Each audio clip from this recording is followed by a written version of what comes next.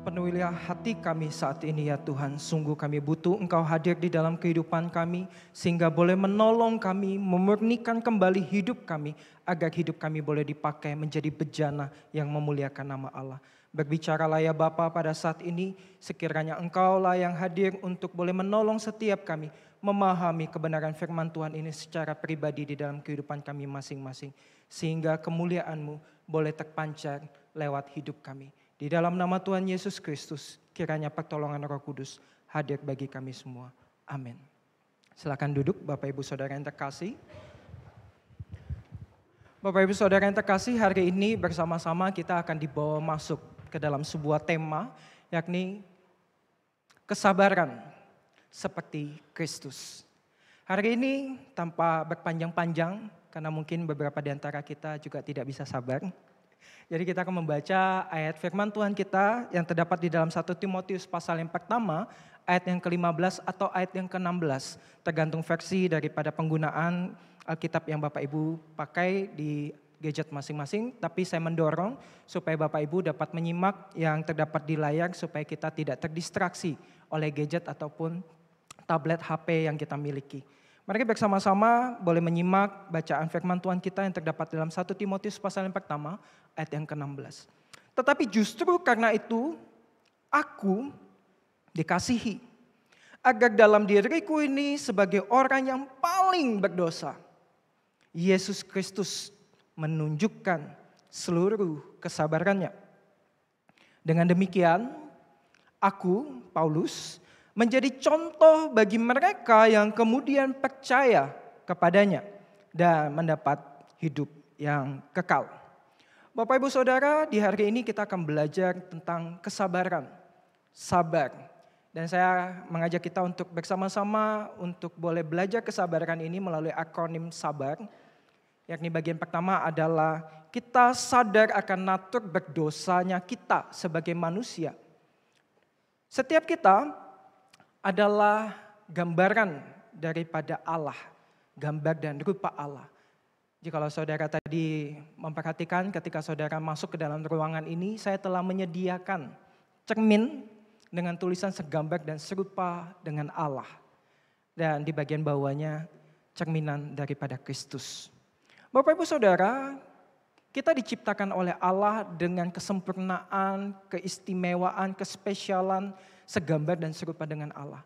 Namun dosa itu merangsek masuk. Dosa mengacaukan gambar dan rupa Allah yang seharusnya mempermuliakan nama Allah. Kita yang seharusnya utuh ini kemudian terdistorsi oleh dosa. Kita menjadi cerminan yang kotor. Cerminan yang tidak bisa lagi jelas melihat gambaran dan rupa Allah yang utuh di dalam diri kita. Oleh karena kita terdistorsi atau tercemar atau dirusak oleh namanya dosa. Dan pada hari ini tentu ketika kita belajar kesabaran, maka saya ingin membawa kita semua masuk dalam konteks zaman masa kini. Ketika kesabaran itu tampaknya makin hari makin mengalami perubahan dan pergeseran. Bapak Ibu tentu tahu ya, ini makanan apa ya?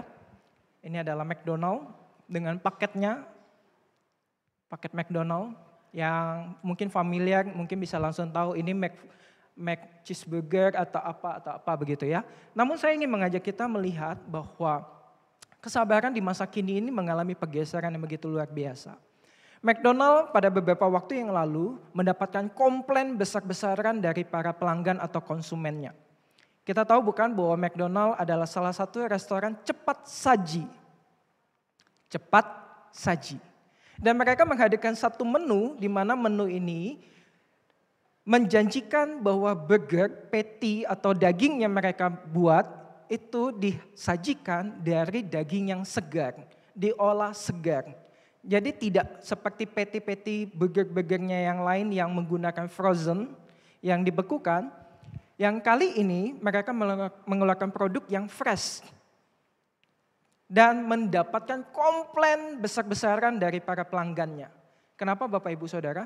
Karena penyajian daripada burger yang spesial ini butuh waktu yang lebih lama daripada burger-burger yang lainnya yang cepat saji itu. Bapak Ibu Saudara yang terkasih, Tahukah Bapak Ibu Saudara berapa waktu jeda antara burger yang instan sama burger yang daging fresh ini, diolah dari daging fresh ini? Bapak Ibu Saudara, perbedaannya adalah 1 menit saja. Kalau burger yang patty instan yang frozen ini butuh waktu kurang lebih 3 menit, maka burger dengan daging yang spesial diolah dari daging yang fresh ini butuh waktu 4 menit. Dan 4 menit yang berbeda, cuma 1 menit dari yang instan ini, itu mendapatkan komplain yang luar biasa dari para pelanggannya. Karena tagline-nya adalah cepat saji. Jadi lama saji. Padahal jedanya cuma 1 menit Bapak Ibu Saudara. Inilah gambaran kesabaran masa kini, yakni setipis tisu. Anak-anak zaman sekarang ini familiar sekali dengan ungkapan ini. Kesabaran saya setipis tisu.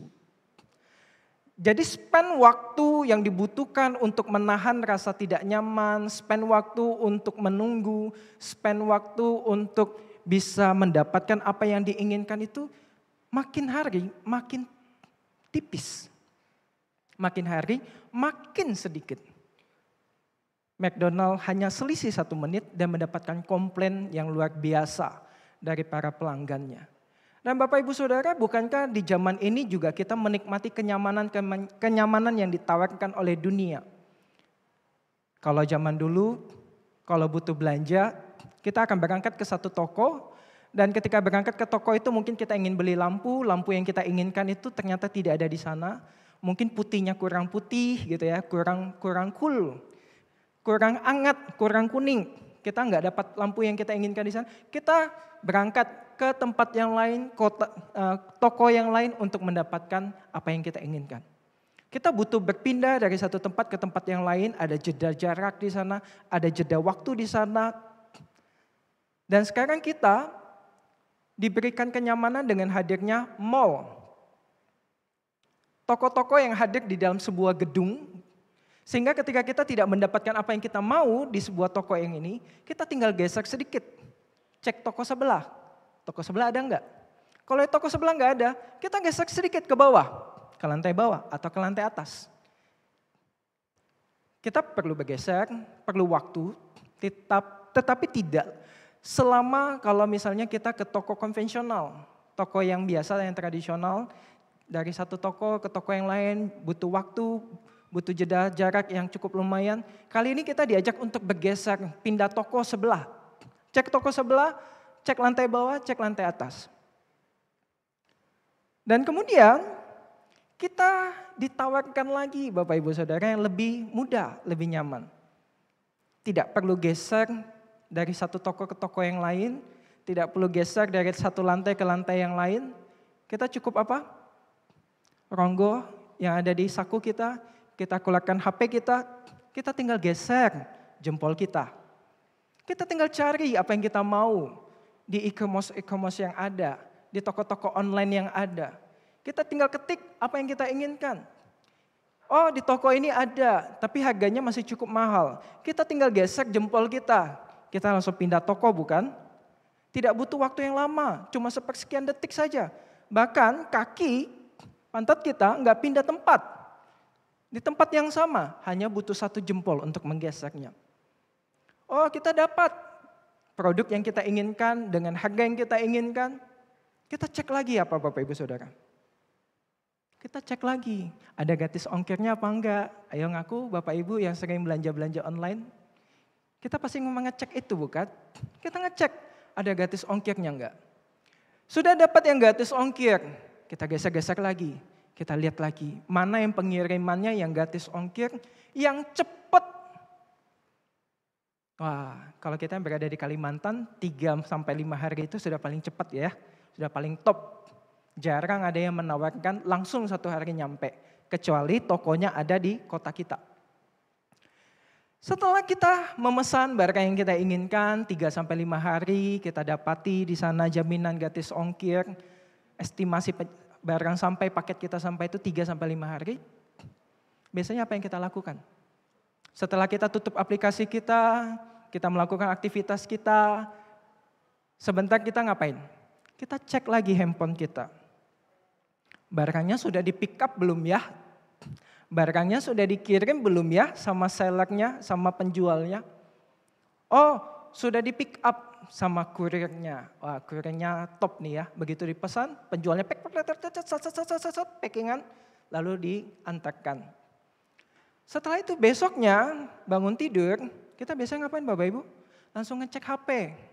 Penasaran, paketnya sudah jalan belum ya? Dari Jakarta nih, Jakarta Pusat. Oh Jakarta Pusat, kita lihat, oh paketnya sudah sampai di stasiun yang mana? Transit di mana? Setelah itu kita tutup HP kita. Sorenya, malamnya, kita ngapain lagi Bapak Ibu Saudara? Ayo ngaku, kita buka lagi. Kita cek lagi, paket kita sudah terbang belum dari Jakarta ke Kalimantan. Setelah itu besoknya, hari kedua, ketiga, kita cek, kita pantau terus menerus. Hari ketiga yang dijanjikan, kok nggak kunjung datang. Kita mulai nggak sabar. Hari keempat, kita mulai gelisah. Kita mulai nunggu nih. HP getar sedikit, kita langsung ngapain? Lihat, oh bukan paket saya. HP bunyi, HP orang lain bunyi, kita rasa HP kita yang bunyi. Betul nggak? Ada getar-getar AC, kita rasa, oh HP saya yang bunyi, getar. Hari keempat, dapat WhatsApp atau SMS dari kurir. Biasanya menanyakan kan ya, patokan rumahnya apa Pak? Rumahnya warnanya apa Bu? Nanti ada orang di rumah jam berapa? Bisa saya antarkan? Ternyata di hari keempat, paketnya membludak. Jam kantor sudah selesai. Kurirnya punya janji sama pacarnya, nggak sempat ngantarin paket kita. Hari kelima, kita gelisah setengah mati bukan? Jam berapa nih? Mana nih paketnya lewat? Suara motor lewat depan rumah kita, langsung kita lihat. Ada suara pagar geser sedikit, langsung kita lihat. Hari kelima ternyata tidak kunjung datang. Ternyata kurirnya paketnya keselip karena sibuk pacaran satu malam. Paketnya kelupaan, ketimpa dari paling bawah. Hari keenam baru diantarkan ke Bapak Ibu. Apa yang Bapak Ibu rasakan? Kekecewaan, kekesalan, kemarahan. Dan Bapak Ibu Saudara yang terkasih, ketika Bapak Ibu Saudara terkasih masuk ke ruangan ini melihat cermin yang ada di depan. Ketika Bapak Ibu melihat wajah Bapak Ibu sendiri, ketika Bapak Ibu masuk ke dalam ruangan ini. Apa yang terlintas di pikiran Bapak Ibu Saudara? Apakah Bapak Ibu Saudara melihat sebuah wajah yang siap untuk beribadah? Apakah Bapak Ibu Saudara melihat wajah seseorang yang siap untuk memuji nama Tuhan, memberi waktu untuk Tuhan? Apakah Bapak Ibu Saudara melihat justru satu wajah yang sedang gelisah? Aduh ini contoh nanti khotbahnya lama nggak ya? Soalnya ada perjamuan kudus. Nanti ini sudah janji nih 11.30 mau ketemu klien. Atau justru Bapak Ibu Saudara melihat satu wajah yang sedang gelisah. Tidak nyaman karena mungkin sedang sakit. Tidak tahan dingin di dalam ruangan ibadah. Atau Bapak Ibu Saudara sedang melihat satu wajah yang sebenarnya tidak siap untuk beribadah. Oleh karena mungkin terpaksa diajak oleh pasangan, terpaksa diajak oleh anak atau diajak sama orang tua. Wajah seperti apakah yang Bapak Ibu lihat? Apakah wajah yang sudah siap beribadah? Wajah yang sudah siap mendengarkan firman Tuhan? Wajah yang sudah siap untuk dibentuk jadi pribadi yang sabar, mendengarkan khotbah, menaikkan puji-pujian, menaikkan doa syafaat. Oleh karena pergeseran dunia ini, Bapak Ibu Saudara membuat daya toleransi kita terhadap waktu itu semakin hari semakin pendek. Bahkan ada satu gereja yang cukup 1 jam saja bukan? Bahkan jadi nama gerejanya. Karena makin hari span konsentrasi kita, kebutuhan kita, makin hari makin singkat Bapak Ibu Saudara. Kita melihat pergeseran di dalam bagaimana kita mengkonsumsi media juga berubah. Kalau dulu kita menonton TV, kita disuguhkan dengan iklan yang gak bisa kita skip bukan? Iklan yang harus kita lihat. Kalau kita nggak mau lihat, kita pindah channel, saluran. Tapi Bapak Ibu Saudara atau para remaja pemuda yang zaman sekarang jangan kira bahwa zaman dulu itu channelnya banyak, channelnya terbatas. TVRI ya TVRI aja. Kalau ada iklan, ya udah, nikmati iklannya, nggak bisa di skip seperti YouTube sekarang. YouTube sekarang kalau ada iklan masih bisa skip, masih bisa beli langganan premium untuk men-skip iklan. Kita bisa nonton apa yang kita mau tonton, kita bisa konsumsi apa yang mau kita konsumsi.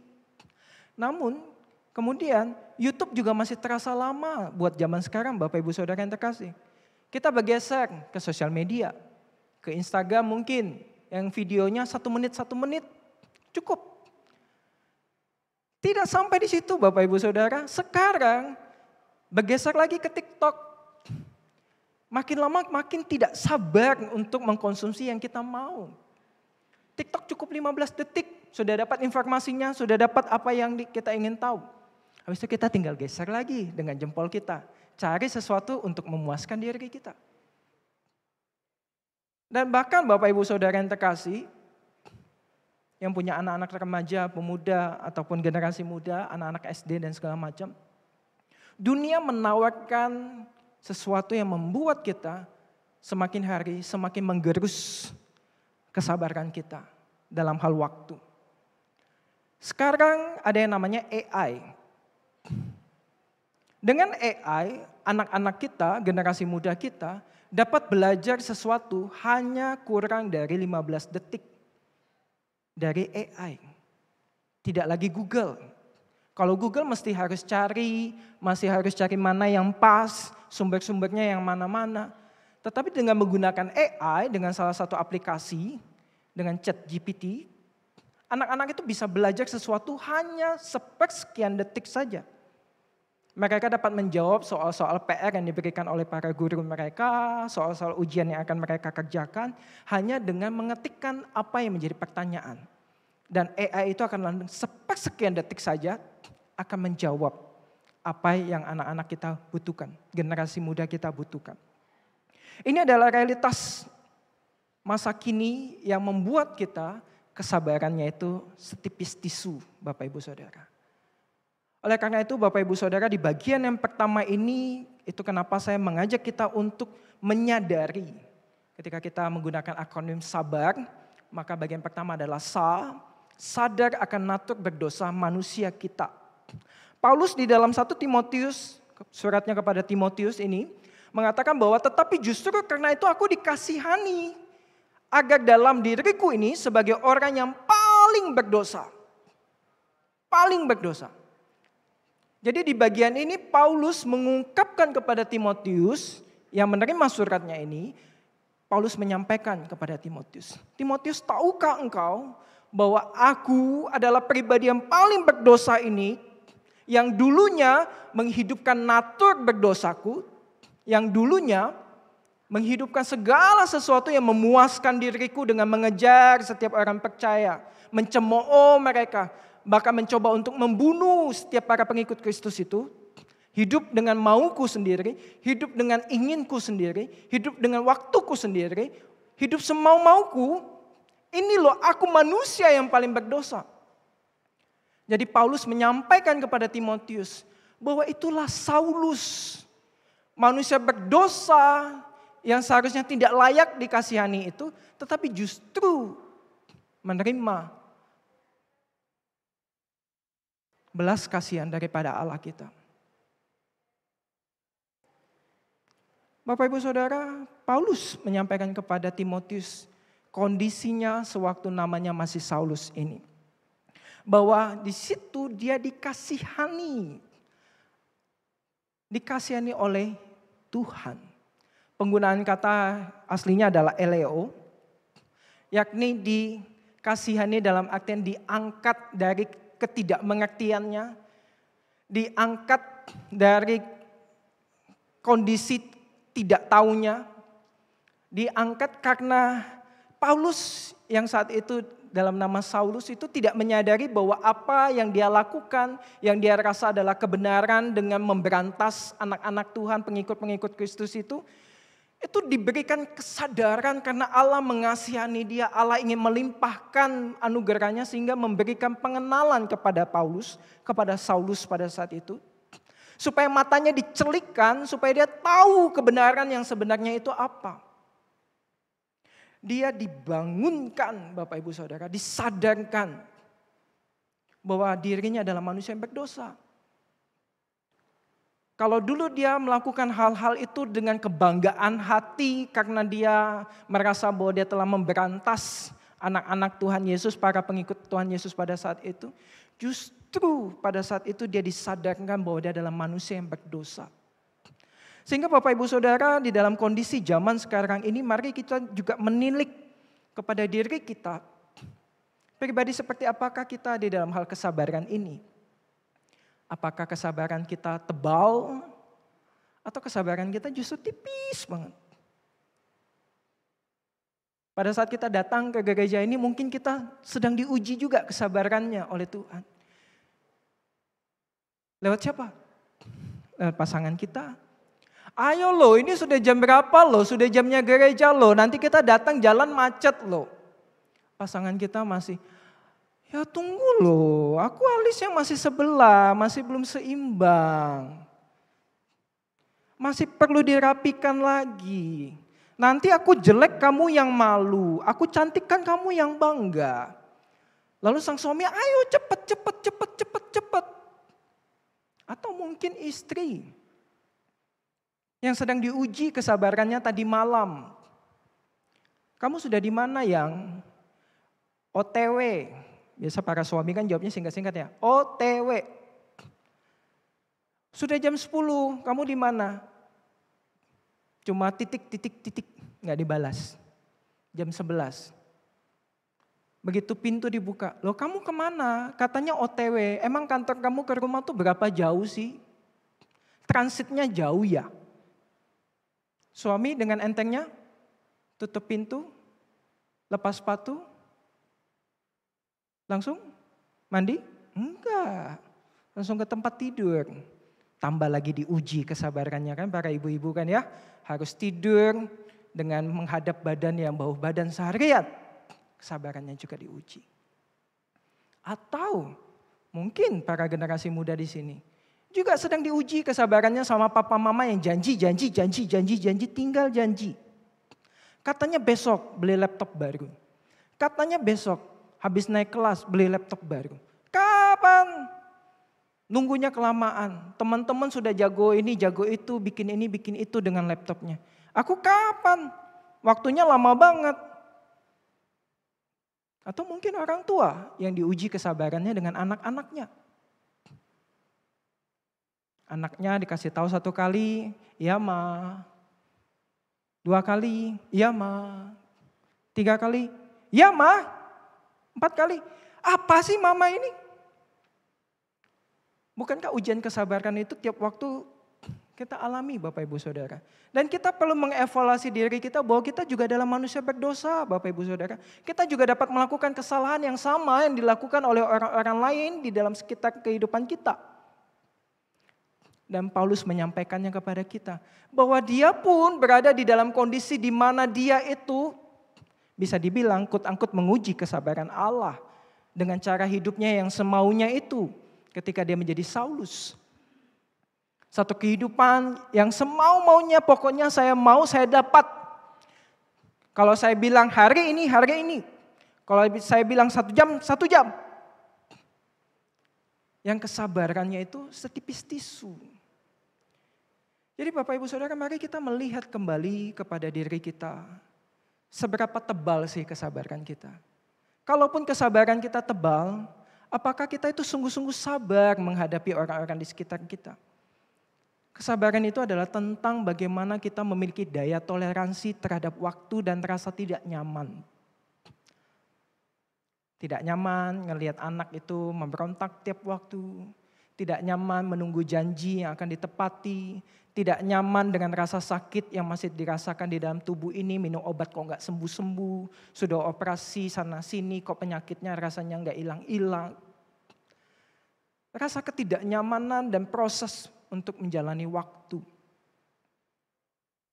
Dan Paulus menyampaikan kepada Timotius tentang realita bahwa kita adalah manusia yang berdosa yang tidak imun dengan segala sesuatu yang disebut sebagai dosa itu. Oleh karena itu bagian kedua, saya mau ajak kita semua untuk boleh bersama-sama membangun kerohanian kita di dalam akronim yang kedua ini. Bangun kerohanian kita. Kenapa Bapak Ibu Saudara? Karena kita menyadari bahwa kita adalah cermin yang terdistorsi, cermin yang kotor ini. Dan Tuhan datang, Yesus Kristus itu datang mati di atas kayu salib untuk memulihkan kondisi kita yang telah tercemar oleh dosa itu. Memanggil kita untuk jadi manusia-manusia baru yang tidak lagi menghidupi kebiasaan lama kita yang sumbunya pendek, yang begitu senggol langsung meledak, yang span waktu untuk kesabarannya itu tipis. Tuhan mau kita bangun diri kita oleh sebab Dia telah berikan Roh Kudus di dalam hidup kita ketika kita percaya kepada Dia. Galatia 5 ayat 22 itu menuliskan kepada kita bahwa hidup kita ini harusnya berbuah. Dan salah satu bagiannya adalah kesabaran. Salah satu bagiannya adalah pengendalian diri. Jadi setelah kita sadar bahwa kita ini ternyata kesabarannya ya tipis-tipis lah ya.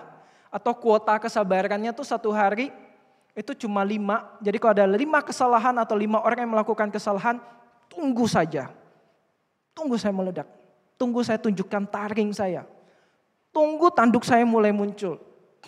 Saya suka pakai istilah kuota ini ya Bapak Ibu Saudara ya. Jadi kadang dengan rekan-rekan hamba Tuhan yang lain juga saya bilang, mohon maaf tolong ladenin yang ini. Kuota emosi saya habis. Energi saya habis. Karena memang realita manusia berdosa Bapak Ibu Saudara. Kita nggak selalu berada dalam kondisi iman yang prima on the top bahwa kita ini 100% selalu punya kesadaran untuk memenuhi apa yang Tuhan ingin kerjakan di dalam hidup kita. Jadi anak Tuhan yang perfect. Ini realitanya. Sehingga kita perlu meresponi dengan iman kita.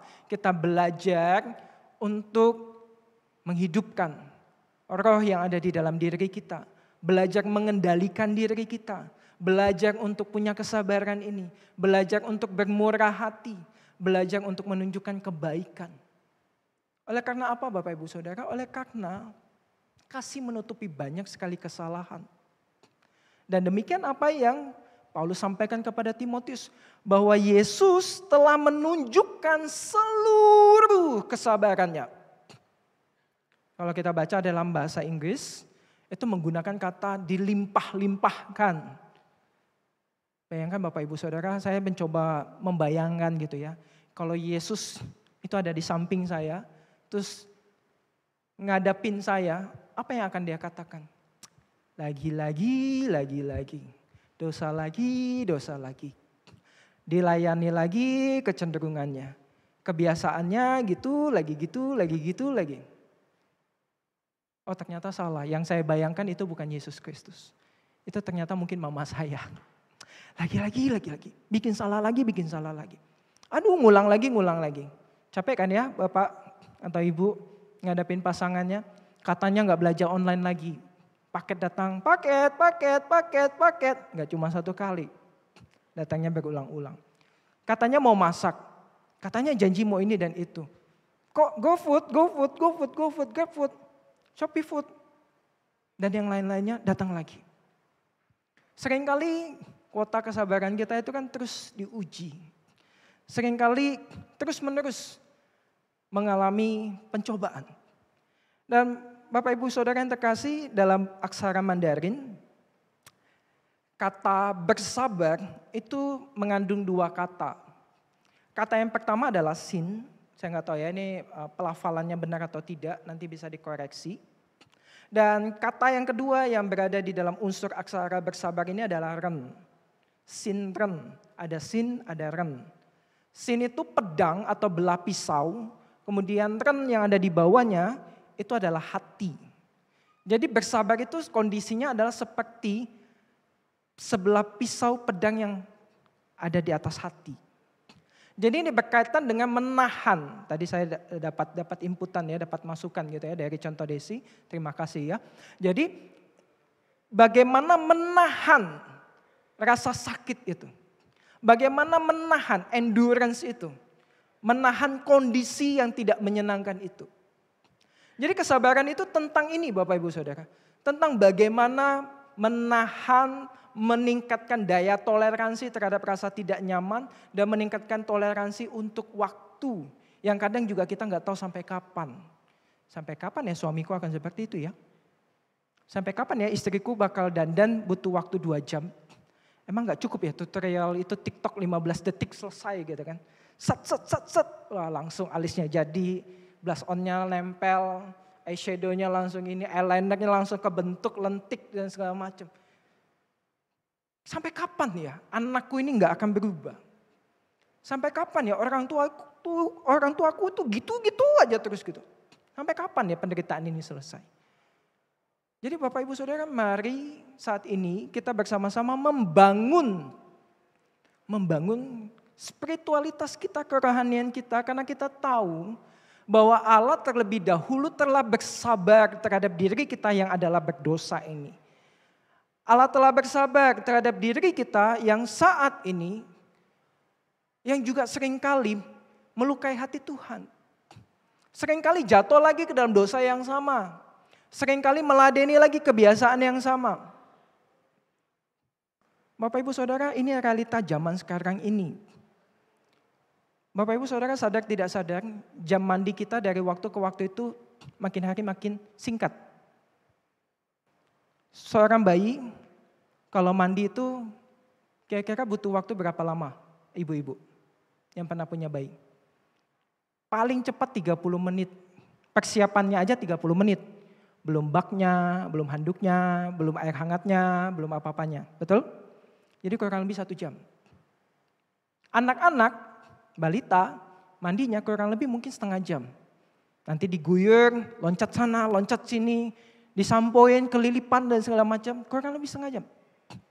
Anak SD, sudah mulai beranjak nih sekolah SD. Ayo deh cepat bangunnya, mandinya, sudah mau ke sekolah nih. Kutangkut 15 menit lah. Mereka akan bebersih dan segala macam. 15 menit itu juga belum bonus lupa gosok gigi. SMP makin singkat Bapak Ibu Saudara. Ayo cepetan, 5 menit lagi bobonya masih belum cukup.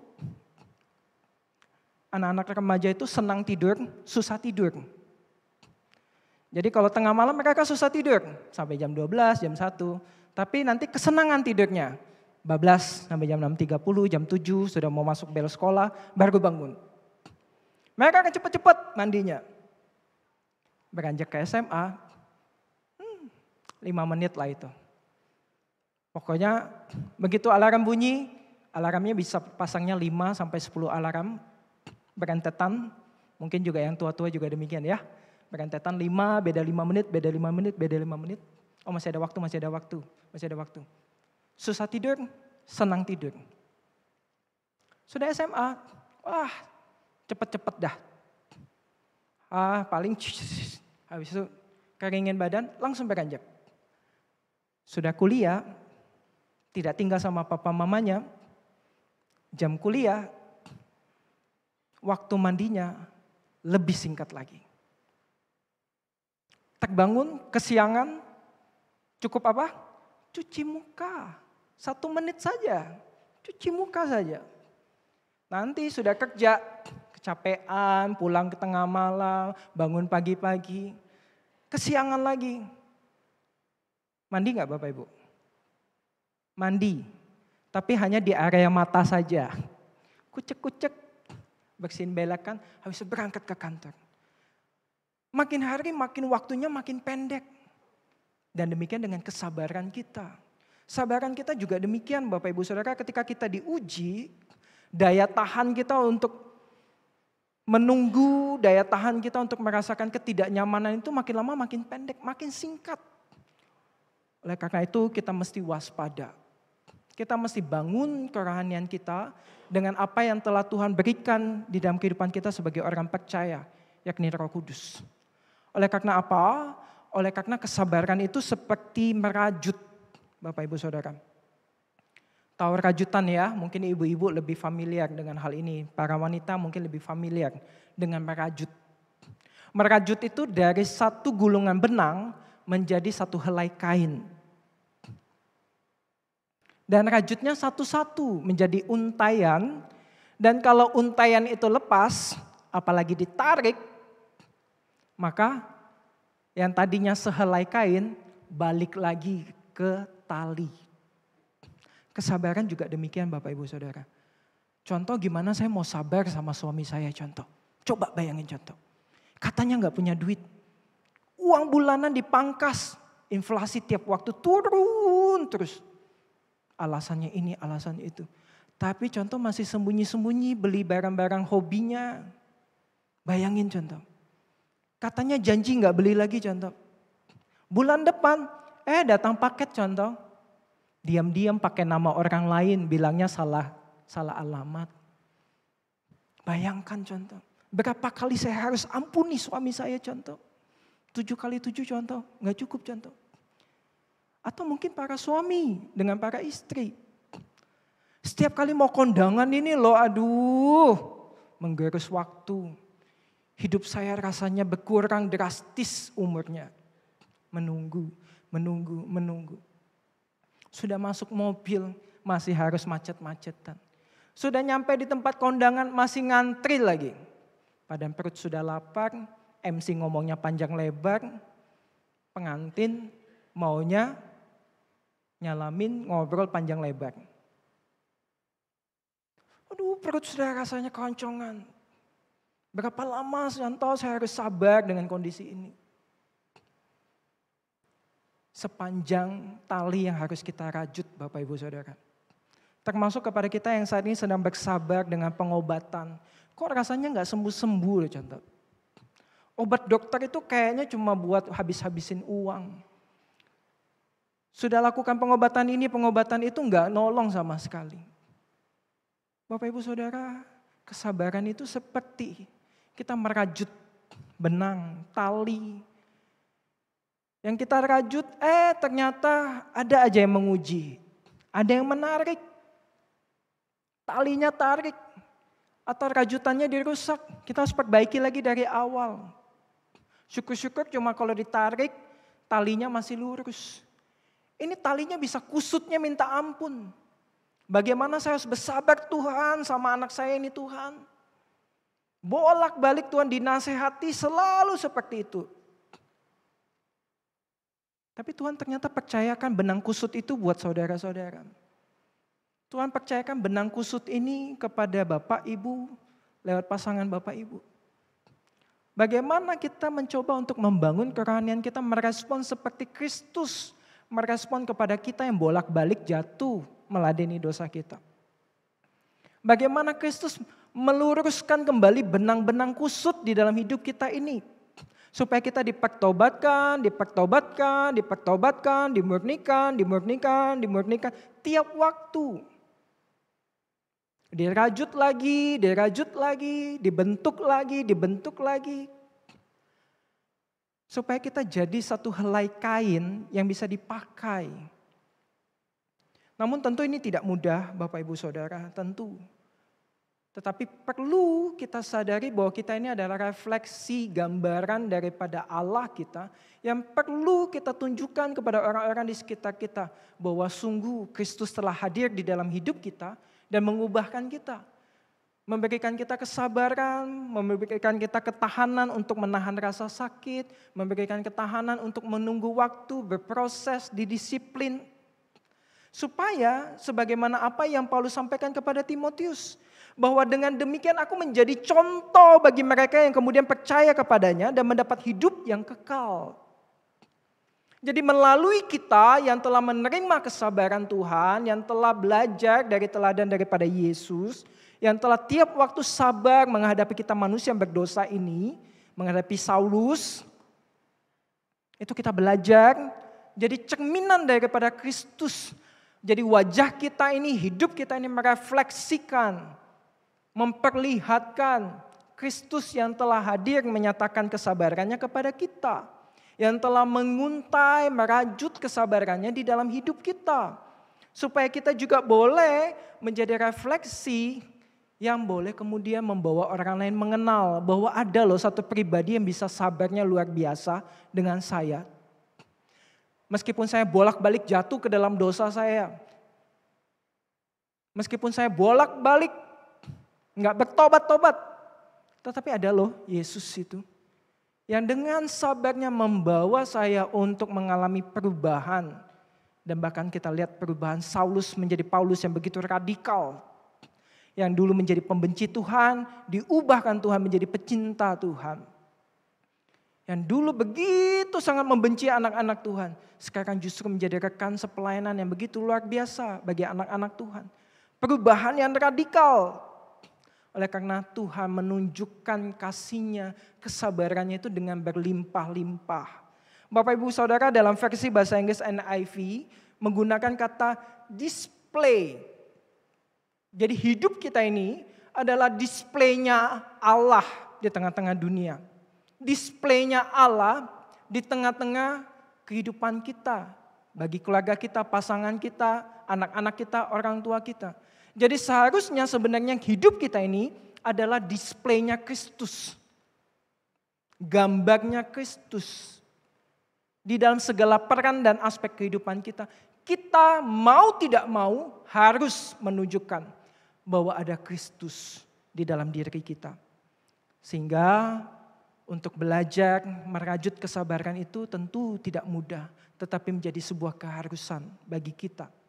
Supaya kita dapat jadi alat yang dipakai oleh Tuhan untuk memberkati orang-orang agar mereka juga boleh dibawa masuk untuk percaya kepada Tuhan dan juga mengalami pertobatan tiap waktu.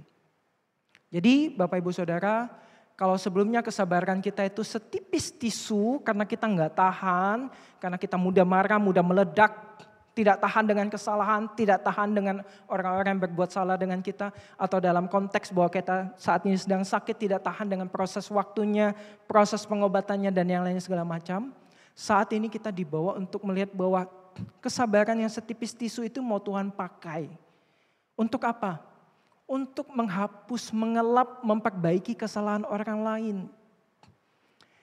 Ya cincailah, gak apa-apalah suami pulang itu tengah malam, dia capek, dia gak lagi punya energi buat mandi. Ya udahlah saya terimalah bau badannya satu malam ini. Ya oke lah. Atau ya oke lah istri itu terpaksa harus go food hari ini karena dia gak sempat masak. Anak-anak lagi ujian, saat ini yang jadi fokus adalah anak-anak. Belajar untuk menggunakan kasih Tuhan untuk juga punya empati, menolong orang itu untuk belajar, oke kamu bikin kesalahan, yuk diperbaiki kesalahannya. Dan sebagaimana yang saya bilang Bapak Ibu Saudara, masa kini ini zaman membawa kita mengalami perubahan yang begitu banyak. Saya senang dengan beberapa senior jemaat kita di tempat ini, kalau mau ngobrol atau mau negur itu biasanya pakai bahasa begini. Contoh kapan ada waktu, kita ngopi yuk, kita ngeteh yuk. Dan biasanya ngalor ngidul, ngobrol-ngobrol dulu, panjang lebar, baru. Contoh mohon maaf ya, saya perhatikan sepertinya begini, begitu. Ada yang perlu kita koreksi begini dan begini dan begitu. Dan Bapak Ibu Saudara ini adalah hikmat dari zaman orang-orang yang senior di zaman yang sebelumnya, yang dibawa sampai zaman sekarang, yang sangat baik untuk kita lakukan. Kita lupa untuk ngeteh bareng pasangan kita. Kita cenderung untuk langsung tanpa sumbu, tanpa waktu, tanpa jeda, kita langsung ledakkan emosi kita. Tanpa lagi sabar. Kamu ini, set. Kita pengen semuanya kilat. Paket-paket kita semuanya kilat bukan? Bahkan nama-nama kurir itu kan langsung si cepat, si kilat, ninja dan yang lain-lain. Pengennya semuanya serba cepat. Dan komunikasi itu tidak bisa seperti itu Bapak Ibu Saudara. Kesabaran itu tidak bisa seperti itu. Sehingga rasanya kita perlu belajar dari hikmat para senior-senior kita jemaat-jemaat gereja ini. Yang ngajak ngeteh, ngajak ngopi. Sini toh bareng aku ngeteh. Kita sini loh ngobrol sebentar. Kan indah sekali ya Bapak Ibu Saudara ya. Dengan anak, dengan pasangan. Kita punya quality time bersama-sama. Ajak anak ke mall, ngobrol. Lakukan kebersamaan di sana. Hikmat yang berbeda sekali. Mohon maaf ini para pemuda, remaja ataupun yang generasi muda-muda. Kalau pengen ngobrol sama saya atau pengen apa sama saya itu beda. Langsung gandeng. Contoh. Kok, langsung ceritanya keluar. Beda dengan yang ngeteh yuk, ngobrol yuk. Karena memang zaman mengubah kita Bapak Ibu Saudara. Kesabaran kita berubah. Waktu yang kita butuhkan makin lama makin singkat. Kita butuh mundur sedikit menikmati waktu. Mundur sedikit meskipun dalam rasa yang tidak nyaman. Tetapi kita tahu kita menuju ke arah yang tepat. Arah yang membentuk kita jadi pribadi yang lebih baik lagi. Jadi mari kita yang kesabarannya setipis tisu ini juga memakai tisu ini untuk menghapuskan air mata orang-orang yang saat ini sedang berjuang. Sedang bergumul dengan kondisi kesehatannya. Sedang bergumul dengan kondisi ekonominya. Sedang bergumul dengan kehidupannya. Mari kita menghapus air mata mereka. Kita duduk. Kita memberi waktu kita. Dengan sabar kita mendengar cerita mereka. Menolong mereka juga untuk sabar dengan waktunya Tuhan. Sabar menunggu akan cara kerja Tuhan. Sabar untuk melihat bagaimana Tuhan itu bekerja. Bapak Ibu Saudara, belajar bersabar itu bukan sesuatu yang mudah. Contoh yang paling dekat adalah diri saya yang punya kecenderungan perfeksionis. Punya kecenderungan kalau lihat kesalahan sedikit aja, wah rasanya tuh gegetan. Rasanya nggak nyaman luar biasa. Dan Bapak Ibu Saudara tahu ketika saya sampai ke gereja ini kurang lebih 5 tahun yang lalu ya, ini tahun kelima saya. 5 tahun yang lalu saya datang ke gereja ini, ada satu hal yang mengganggu diri saya dengan luar biasa selama berminggu-minggu di awal saya datang ke tempat ini. Bapak Ibu tahu apa yang mengganggu, menggelitik kesabaran saya. Padahal ini hal yang sangat sepele, yang gak prinsipal, yang gak penting sebenarnya. Bapak Ibu tahu, mohon maaf saya harus bilang, tulisan yang di atas yang biasa Bapak Ibu baca, mungkin buat Bapak Ibu itu biasa. Tapi buat saya setiap kali saya lihat itu, perasaan saya itu terganggu, kesel gitu. Bapak Ibu tahu apa? Sudah dapat? Mungkin Bapak Ibu gak terlalu ngerti tulisannya Ecclesia Semper Reformanda Secundum Verbum Dei. Gereja yang terus memperbaharui dirinya, memperbaiki dirinya sesuai dengan kebenaran firman Tuhan. Itu bahasa Latin. Tapi Bapak Ibu Saudara tahu gak apa yang saya maksudkan? Itu dengan uniknya saya manusia yang berdosa ini. Meladeninya dengan jengkel. Dengan gegetan dulu pengen ambil tangga gitu. Bapak Ibu Saudara tahu apa? Di tulisan Ecclesia itu ada huruf S. Kecil sekali Bapak Ibu Saudara. S itu kepalanya terbalik di bawah. Bagian kepala yang kecil itu ada di bawah ternyata. Dan itu ternyata mengganggu saya. Dan inilah realita bahwa kita adalah manusia-manusia yang berdosa Bapak Ibu Saudara. Dan sudah tahu bahwa itu mengganggu saya juga gak ada keinginan untuk memperbaiki. Saya cuma tahu ngomong sama orang, kamu ngerti gak sih itu tulisannya itu S-nya kebalik loh. Kepalanya yang kecil itu ada di bawah, badannya yang gede itu ada di atas. Buat beberapa orang, apaan sih? Itu gak penting banget gitu, itu bukan sesuatu yang prinsip. Kalau S-nya kebalik juga gereja ini gak roboh. Jemaatnya juga gak kabur gitu kan ya, gak ngilang gitu. Tapi buat saya, manusia yang berdosa ini, saya gegetan. Tapi meskipun saya gegetan, saya juga gak memperbaiki itu. Saya cuma taunya ngomong sama orang lain. Saya nggak gandeng orang yang bersangkutan, yuk kita perbaiki sama-sama yuk. Itu ada bagian yang salah. Bapak Ibu Saudara, inilah tugas kita hari ini ketika Tuhan menunjukkan kesabarannya kepada kita. Tuhan juga mau kita juga ikut serta jadi bagian yang menolong orang-orang lain itu ditolong. Ya mereka nggak sadar kesalahannya apa. Ya mereka nggak sadar mereka itu menghidupi dosa. Ya mereka tuh nggak sadar bahwa mereka itu menjengkelkan bagi orang lain. Ya mereka tuh nggak sabar bahwa mereka itu menguji batas kesabaran orang lain. Atau bisa jadi itu diri kita sendiri Bapak Ibu Saudara. Jadi mari kita juga ambil bagian jadi alatnya Tuhan. Kita refleksikan Tuhan yang berkuasa, yang hadir di dalam hidup kita untuk juga boleh merangkul orang-orang yang ada di sekitar kita. Mau Bapak Ibu Saudara? Kalau mau, mari saya mengajak kita bangkit berdiri, kita akan berdoa bersama-sama. Bapak, ini setiap anak-anakmu yang saat ini berdiri di hadapanmu membangun komitmen untuk jadi Kristus-Kristus kecil yang memiliki sebuah kehidupan yang telah diselamatkan, dipertobatkan, dibersihkan, dan dipulihkan dari setiap kehidupan dosa dan pelanggaran kebiasaan buruk, karakter buruk kami. Saat ini engkau melihat anak-anakmu yang berdiri sedang berkomitmen untuk membentuk dirinya, untuk kemudian merefleksikan dirinya sebagai Kristus-Kristus kecil. Anak-anak Tuhan yang mencoba dari waktu ke waktu untuk hidup jadi anak-anak Tuhan yang mencerminkan, yang serupa akan Kristus. Sehingga pada saat dimana kami pulang daripada ibadah ini, ketika kami kembali bercermin, kami boleh melihat bahwa ya, ada wajah Kristus di dalam wajah kami. Ada sifat-sifat Kristus di dalam diri kami. Sehingga ketika kami pulang, kami kembali melihat cermin yang ada di depan, kami boleh melihat bahwa kami siap jadi Kristus-Kristus yang dipakai oleh Allah untuk membawa orang-orang melihat kepada Allah dan dipertobatkan kepada Allah. Ini doa kami, ini ucap syukur kami. Di dalam nama Tuhan Yesus Kristus kami berdoa. Amin.